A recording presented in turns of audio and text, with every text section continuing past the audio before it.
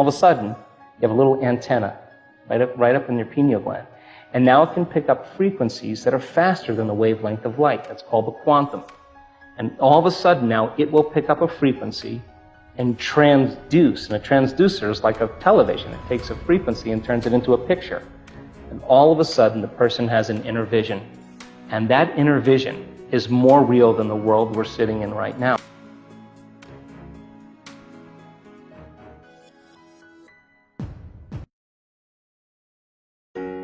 I'm very happy to be with you. Well, I loved reading in your most recent book, Becoming Supernatural, one of the chapters specifically where we talk about a breath that helps us pull the mind out of the body. Yes. Well, we have a body in our mind mapped in the brain, and we have a mind in our body. And Descartes kind of separated the two, but there's never a time where the body isn't influencing the mind. And there's never a time where the mind isn't influencing the body. In fact, they're one and the same. So the majority of people's thoughts are connected to certain feelings that influence very specific hormonal centers in the body. For example, if you think an angry thought, you are going to release certain chemicals that activate your adrenal system. You're going to begin to activate survival systems. If you feel suffering, or if you feel pain, or you feel guilty, you produce a different biochemical reaction, produces different hormonal centers to be activated. So most people's thoughts and feelings are taking most of the energy of those thoughts and storing them in the first three energy centers of the body. People call them chakras, but the first three centers are centers of survival. And the procreation, consumption, and fight or flight is how most people have survived the majority of their lives. In other words, in survival, it's not a good time to open your heart. So very little people actually make the effort to open their heart. And most of their thoughts and feelings are activating these lower centers. So the majority of the body's energy is stored in these first three centers. So then 95% of that energy stored in the body has to be liberated and driven back to the brain. So we do this breath as a way to pull the mind out of the body or send the energy. And yogis would probably love this breath because they have a lot of conscious control over the intrinsic muscles of the body. So the breath is about contracting those intrinsic muscles, the muscles of the perineum, the front and back muscles we use for elimination, the muscles of our lower abdomen or upper abdomen. When we inhale through our nose and we squeeze these muscles, what we're doing is we're pulling that energy from those lower centers up into the brain. Now, when you inhale, normally when we're just hanging out and breathing, when you inhale, the sutures of your skull slightly open up, and your bone, the base of your spine, called your sacrum, that upside down triangle, actually flexes back. So when you inhale and those sutures open up and your sacrum flexes back, the spinal fluid drains. When you exhale, the sacrum flexes forward and those sutures close and it pushes the fluid up. And so inhaling and exhaling begins to propagate a wave. Now, cerebrospinal fluid is made of proteins and salts in solution. And proteins and salts in solution have a charge. When you drop them in solution, they have a negative or positive charge. So now when you begin to inhale and you begin to pull that cerebrospinal fluid up towards your brain and you accelerate those charged molecules, according to physics, when you accelerate a charged molecule, you create a invisible field called an inductance field. So now there's information going from your brain to your body and from your body to the brain all the time. But when you do this breath and you start accelerating those charged molecules, you create this inductance field moving in a certain direction, and all of a sudden, all that energy from those lower centers start moving up to the brain. If you do this properly, and you have a little passion, and you start moving this fluid, there'll come a moment where the sympathetic nervous system will switch on and merge with the parasympathetic nervous system. And when that happens, all of a sudden, all the energy you use to make a baby, all the energy you use to digest the meal, all the energy you use in a stress response, instead of it being released out chemically, it's being drawn up to the brain. All that energy goes right up into the limbic brain, and it hits a gland called the pineal gland. The pineal gland is a very specific gland that makes serotonin and melatonin. And when that energy strikes that gland, all of a sudden it begins to produce very powerful metabolites, sister molecules. And all of a sudden now the brain becomes super lucid. And the brain waves that we start to measure are very, very high gamma brainwave patterns. Now the person is super conscious. Now there's more energy in the brain. When that happens, whatever's happening between their ears becomes more real, and in a sense, they're having an orgasm in their brain. They're going into a state of ecstasy. So then you're transmuting anger, you're transmuting fear, you're transmuting guilt or suffering into pure energy. As well, too. Pain as well. And so then the liberation of that energy, all of a sudden from this center all the way to the top of the brain, begins to create a powerful polarity. Positive charge at the head, a negative charge at the tail, and the body becomes like a magnet. And all of a sudden you start to produce this invisible electromagnetic field.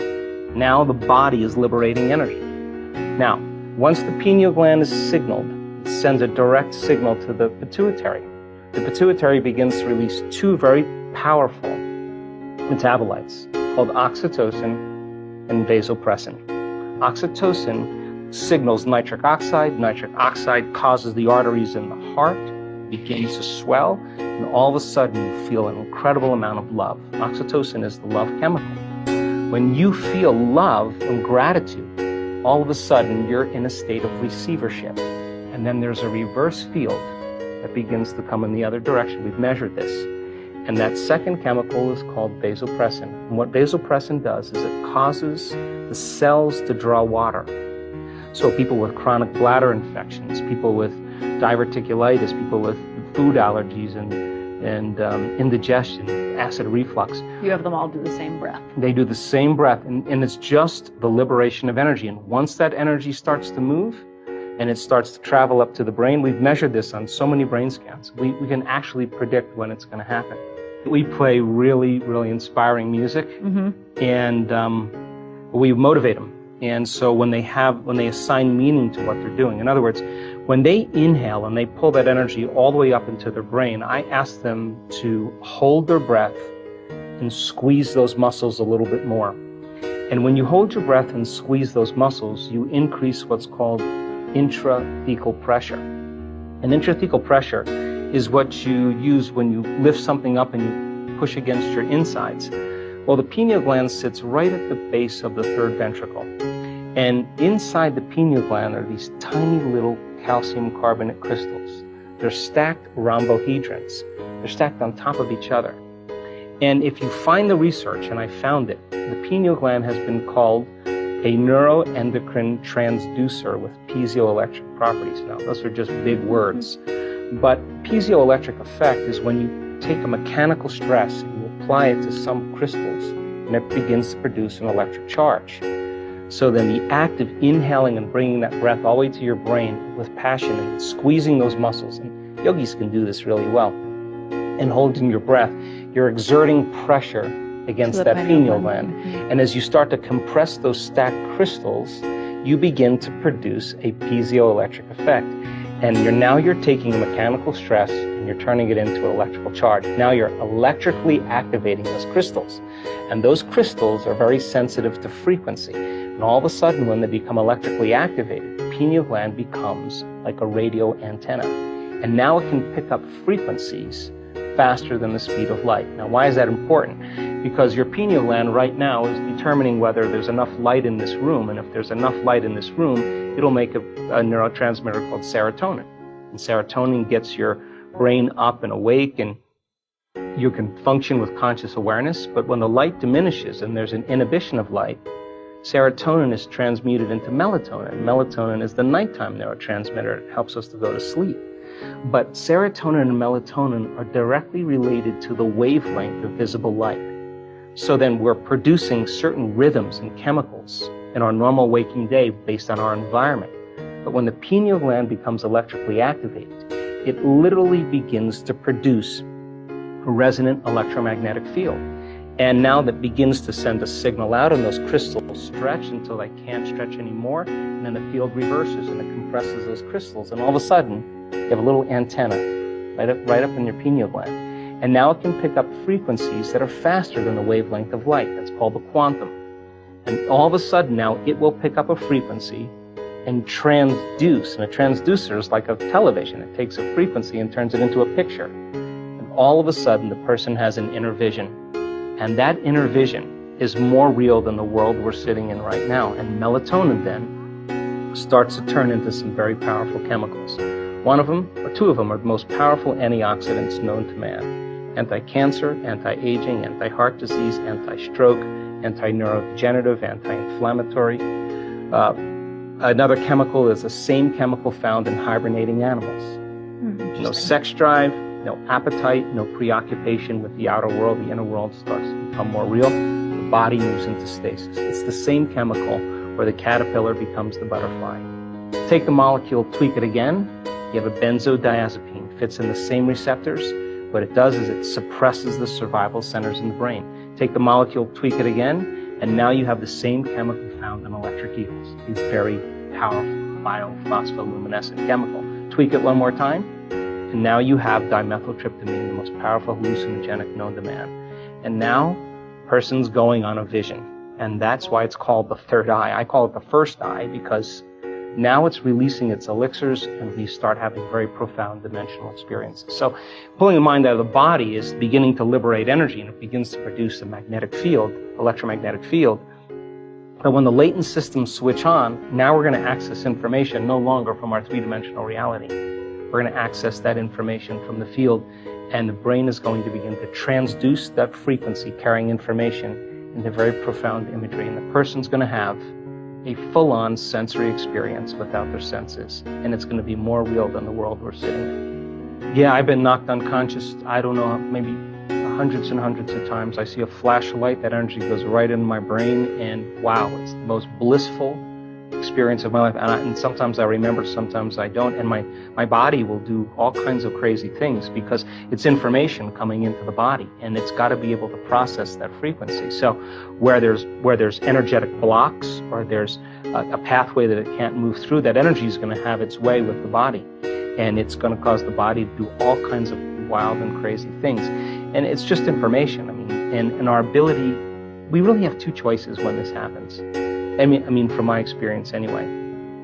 When something unusual happens, people always say, oh, I want the unknown, I want the unknown. When the unknown comes, a lot of people aren't ready for it because it scares the living daylights out of them. You have one of two choices. In our brain scans, we've actually seen this. A person who gets afraid will move from that elegant state into a high beta brainwave state, a stress state, and they'll disconnect.